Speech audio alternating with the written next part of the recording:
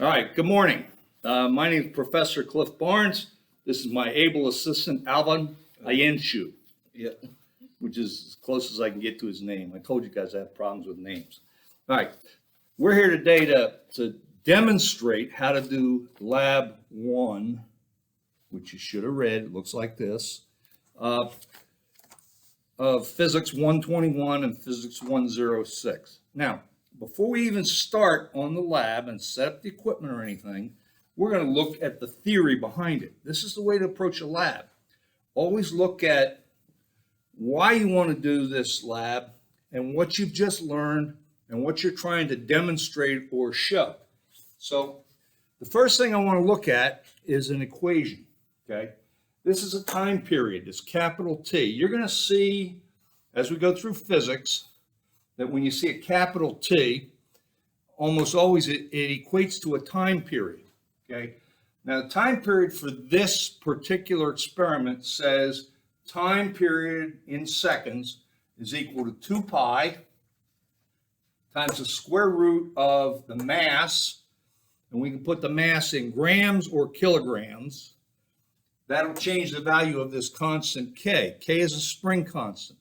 You don't know anything about springs yet. You just have to know it's a constant, okay? This is our mathematical model. This is the theoretical part of the experiment, okay? Theoretical. We haven't taken any data. We're just trying to establish the theoretical part. Now, if you look at that equation, if I tell you that I'm going to insert different values of m, mass, making it the independent variable, and I'm going to pull out values of t, the time period, based on that, then everything else except this k is known.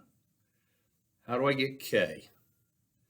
K is going to be, write this down, k is going to be a control variable. Once we establish k for a particular spring or a particular experiment, it's going to stay constant for that whole experiment. So the experiment's going to be done in 2 parts. One, we got to find a k so that we can determine the mathematical, the ideal model. Okay? After we've done that, we're going to populate a table using various values of mass, and we're going to compare that with time. So look at what we have in this equation. We have the independent variable mass, a control variable k, and the dependent variable, which is the output, which is time. Now, once we establish that, I'll show you in a minute how we're going to manipulate that a little bit. Then we're going to look at the data, and we're going to insert some masses, and we're going to measure the times.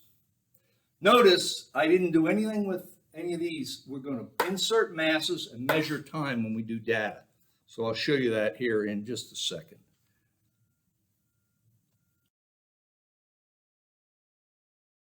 Here we go. Okay, so by now you had a chance to look at this equation a little bit. And remember what our units are in the SI system. Time is in seconds. Mass is in, we'll put this one in kilograms. And that's all we need in here, okay? Because length, we don't have any length in here. So this is not meters, this is mass, kilograms, okay? Now, if I were to try and simplify this equation a little bit, because I like to get my independent variable and my dependent variable standing alone. That way I know what I'm getting at. So I'm going to write this as t equals 2 pi over the square root of k times m. Now watch how I do m. I'm going to make m, instead of square root, I'm going to call it the 1/2 power. Okay, now that makes this a power equation. Mass, square root of that, times some constant gives me time. Okay, and that kind of curve is going to look somewhat like this. It's going to go, okay? And we're not going to fool with it. Okay, we're not even going to worry about it. We're going to get rid of this. We can plot this. Once we know K, we've established K. Remember, K is a control variable. We've established it. It's never going to change. Now, how about I write this equation like this? T squared equals 4 pi squared over K times M. Now, watch this. Y equals AX plus B. Our B in this case is 0. We're not going to worry about it. I have a linear equation. If I square this, that's your job. Take the math and figure it out. Then once you figure it out, you determine the slope. And from that slope, you can go back and confirm your value for K. But you put K in, so it'll confirm dead on. Okay, that's all I have to say about the math side of this. Now we'll look at the data side.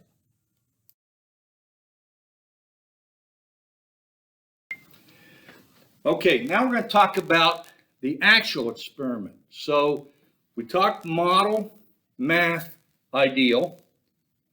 That was this equation. Now we've got actual, real, and data. Okay, those will probably not be the same unless we have a perfect system. There is no such thing as perfect. So let's write this equation now a little bit differently. Time is a function of mass. Okay? Yeah. So we're going to put mass in and get time out. That's the actual experiment. That's our data. I'm going to load a mass value. I'm going to measure a time. I can take this and manipulate it. If you remember your rules of functions, we can say time is a constant times some mass, or a function of that mass. So we'll just leave it as mass like that. Okay? We'll call it a function. So if you recall this equation, this should be to the 1/2 power. Something like that. Now, once again, we'll take our data, we'll square it, we'll get another constant, we'll call this one 1 and this one 2, and we have a mass. Now, this constant should look a lot like the slope of the first equation, when we did the theoretical model, the 4 pi over K. All right, so we're going to compare this. This is, let me write over here. This is data, and this is model, math. Okay, and for that equation, we had a T squared equals 4 pi squared over K M. Those two look exactly the same. You're going to be able to compare your actual value for K by finding the slope of this line. Okay? That's the gist of the experiment. So now you're going to have two lines. You're going to have a model, which is a math ideal model, and you're going to have a data, which is a real actual line. You're going to compare the two. Okay? Questions on that? Good. I'm going to stop right here, and now we're going to set up the experiment.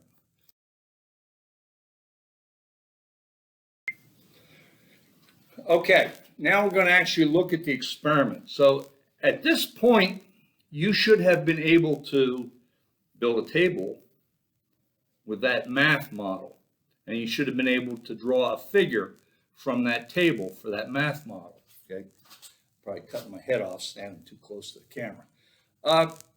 So this follows the format that all experiments should follow. Write out the equation, explain what all the terms in the equation are, show a sample calculation. Let me say that again. Write out the equation, list all the terms and explain what they are for that equation, show a sample calculation. Let me say that again, just in case. Show a sample calculation. Okay, now you got a sample, but now you've got a whole bunch of different masses that you want to put in. You can input anything you want in that independent variable column. So now you're going to build a table based on that sample calculation. So far you've got the theoretical equation, the ideal model, that is. You've got a sample calculation of that ideal and a table of the ideal data. Now you plot it. So note the flow: equation, sample, calculation, table which shows repeated calculations, figure that summarizes the table. If you can get that, you'll nail this experiment. You'll nail every experiment we've got, but that's the order: equation, sample calculation, repeated calculation data shown in a table, figure. But that's only the theoretical part. Now we got to generate the real, the data, the actual. Okay, so here's what we're going to do. First off, if you read the experiment, the assignment, it says step 1, obtain the following. Let's see, what are all of our materials we need in here? Step 1, obtain the following. We need a balance, a mass balance right here, which I've already zeroed. We need a timer. I have a handheld timer. We need a set of weights. I happen to have a set right here, which I'll pull out and show you. There's a set of weights. We can change, add, and subtract to them. We need a mass balance.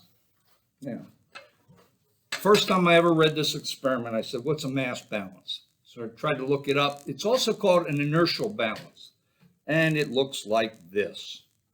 Okay, now I gave you one of these, a picture of this. I made it. It's in Canvas. You don't have to go draw one or anything like that. You have permission to use my picture. It's in Canvas.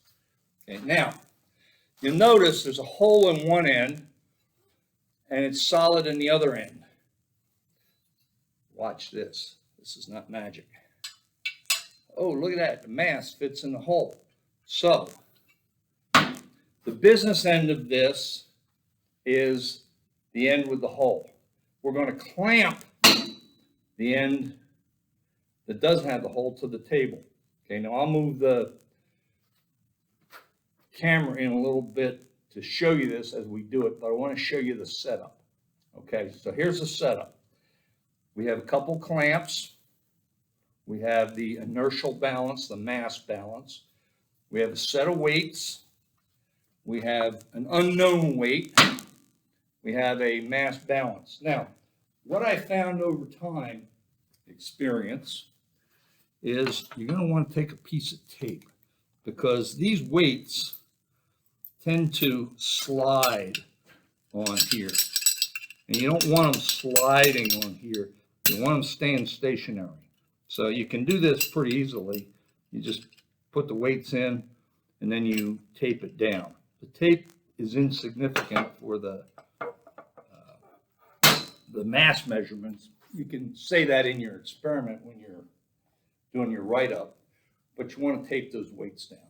Now, I think that's all I want to do. So remember, there's two parts of this. The first thing we have to do is determine K of this thing without any mass in it so that we know what the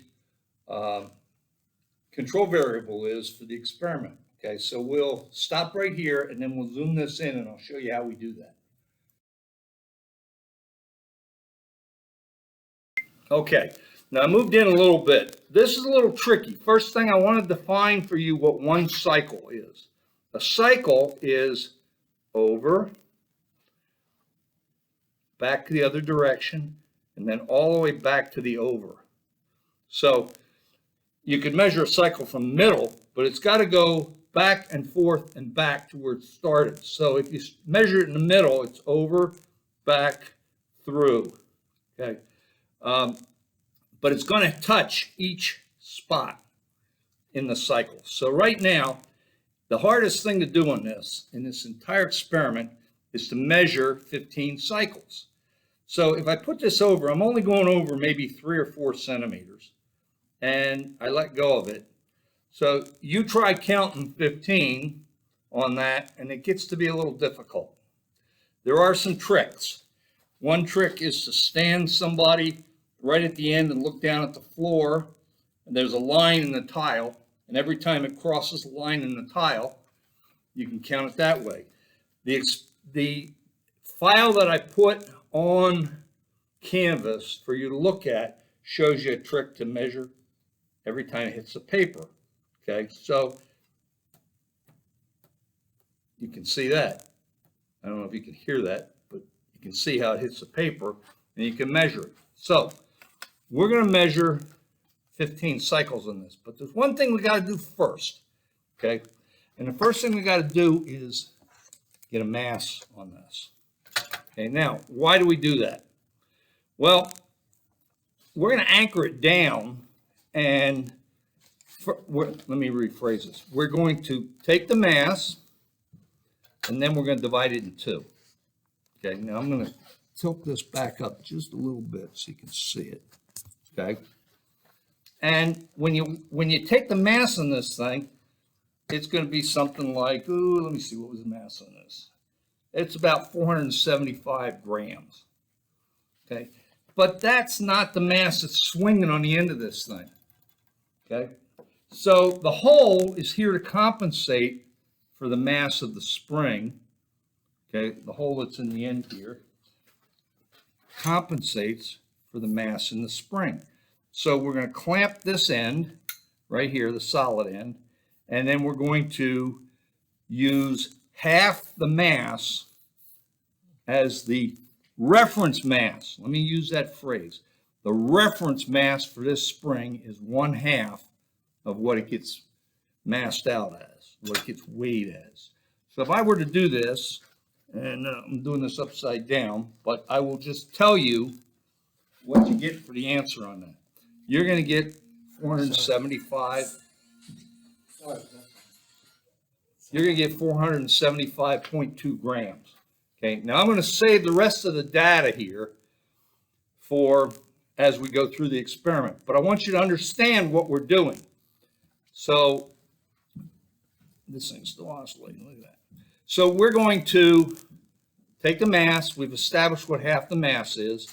Now we're going to time this thing, and we're going to time it through 15 cycles. Okay, so if I just let it oscillate like that, and I pull out my timer, this is always a good one to have 2 people do. Okay, one person starts it, and the other person runs the timer. Now you have to be careful. If the person doing it is doing this right, they're counting. They're sounding on 1, 2, 3, 4, 5, 6. There's always a time lag. Now, here's what I want you to consider for this time lag. If we only had one cycle, and I was off by 1/3 of the cycle, that's a 33% error on this thing.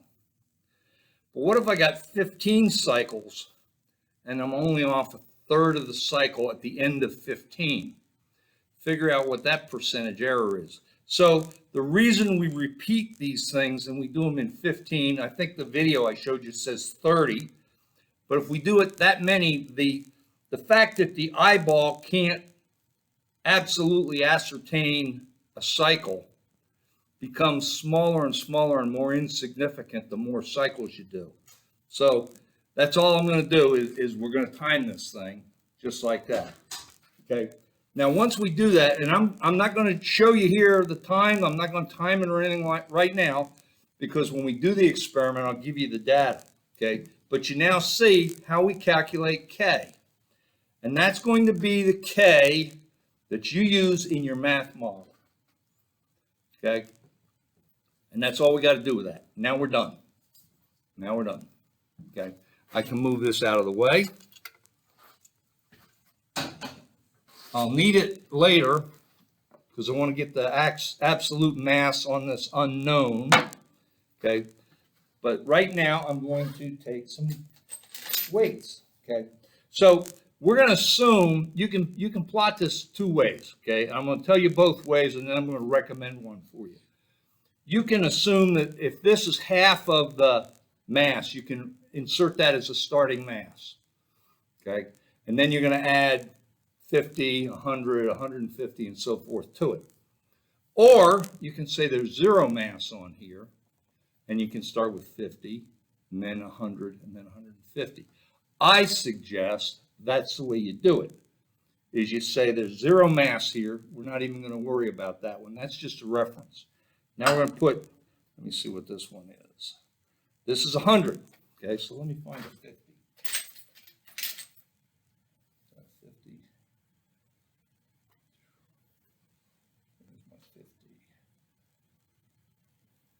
Yeah, that's it. No, that's only 20. All right. Well, I'll demonstrate with a couple of these, and then we'll move on. Okay. Now, based on that equation, it says time equals 4 pi squared over k times mass. You can suspect that as you increase the mass, the time period should increase. That's what I would suspect. Now, we'll do one real quickly, and then I'll show you one. And I'm not going to measure the time. I'm just going to let you visually observe how this thing slows down. Okay, I'm going to put a piece of tape on there to keep it from sliding. Okay, and I'm going to let it go. Now watch. Well, it did slide. Shame on me. I didn't tape it well enough. Tape it better.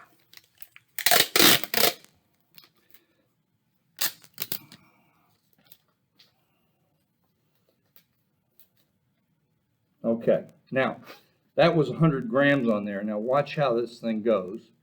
Okay, now you can time it if you want at home. I don't care. But the fact of the matter is now, if I increase this thing, I'm going to put a couple on here. And I'm going to throw another piece of tape on. In the class, I would tell you take the tape off, reload these, but for demonstration purposes, this will do. Now, you can qualitatively see that this thing has slowed down significantly. Okay, increase the mass and it's slowed down. That's what you should be getting out of this thing. Okay, now if you're plotting time, that means time got larger. Okay, time got larger for a cycle. So imagine that you plotted time versus mass.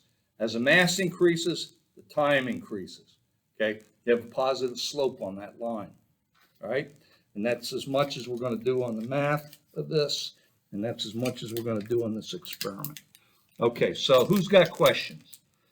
Now we'll stop this and we'll actually go into the experiment. All right, and that's it. Let me stop.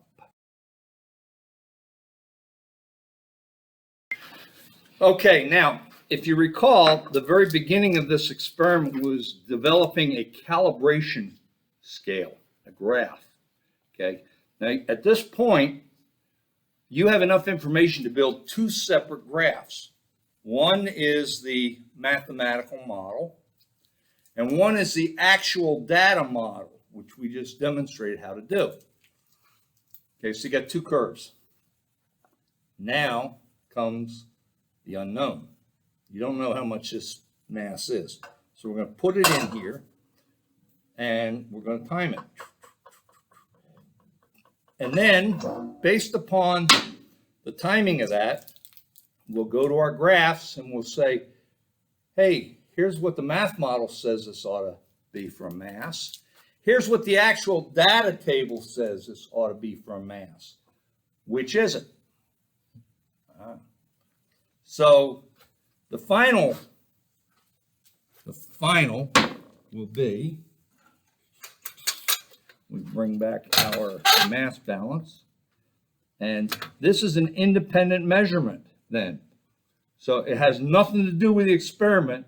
This will be an independent measurement, and we'll actually take the mass of it.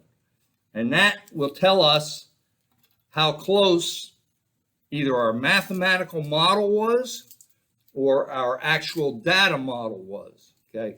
Now, I'm going to ask you guys in your write-up to recommend which one you should use.